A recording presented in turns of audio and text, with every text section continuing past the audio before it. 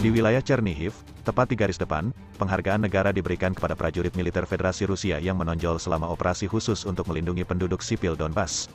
Menurut Kementerian Pertahanan, penghargaan diberikan kepada para prajurit yang bertugas dalam serangan di desa Novoselivka dan pembebasan pemukiman dari Angkatan Bersenjata Ukraina atau APU yang diberikan oleh Komandan Distrik Militer Pusat, Kolonel Jenderal Alexander Lap.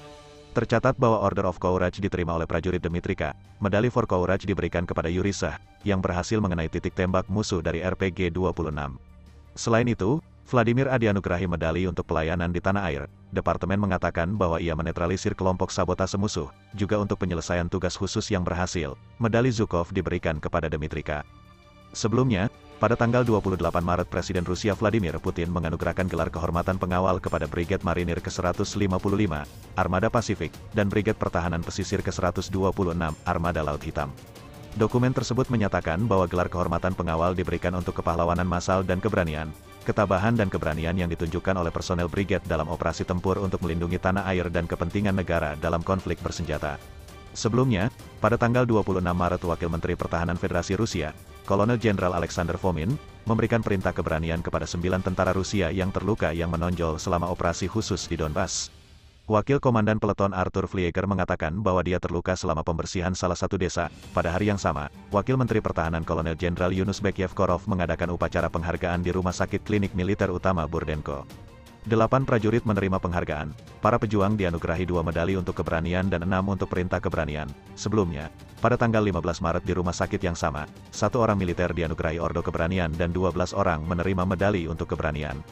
Sebelum itu, pada tanggal 14 Maret Ketua Komite Investigasi Rusia, Alexander Bastrikin, secara anumerta menganugerahi Georgi Dudorov, lulusan Korps Kadet Komite Investigasi Alexander Nevsky Federasi Rusia, dengan medali Departemen Keberanian dan Keberanian. Almarhum adalah Wakil Komandan Kompi Pengintai untuk Pekerjaan Militer Politik Resimen ke-137 Divisi Lintas Udara Pengawal Tula ke-106. Pada tanggal 6 Maret sebuah kolom Kompi Dudorov diserang oleh artileri dari nasionalis Ukraina. Dalam pertempuran itu, perwira itu terluka parah. Pada tanggal 2 Maret Putin menandatangani dekret tentang memberikan pembayaran kepada keluarga prajurit, anggota Garda Nasional yang meninggal selama operasi khusus untuk melindungi Donbas atau di Suriah. Menurut dekret tersebut, dalam hal kematian personel militer, anggota keluarga mereka berhak atas pembayaran sebesar 5 juta rubel atau setara dengan 820 juta rupiah.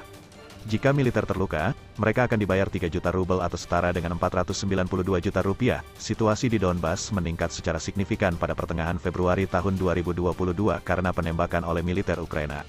Pihak berwenang Republik Rakyat Donetsk dan Luhansk mengumumkan evakuasi penduduk ke Federasi Rusia, dan juga meminta bantuan ke Moskow. Pada tanggal 21 Februari Putin menandatangani dekret yang sesuai. Pada tanggal 24 Februari tahun 2022, Rusia meluncurkan operasi khusus untuk melindungi penduduk sipil Donbas, seperti yang dijelaskan oleh Sekretaris Pers Kepala Negara Dmitry Peskov.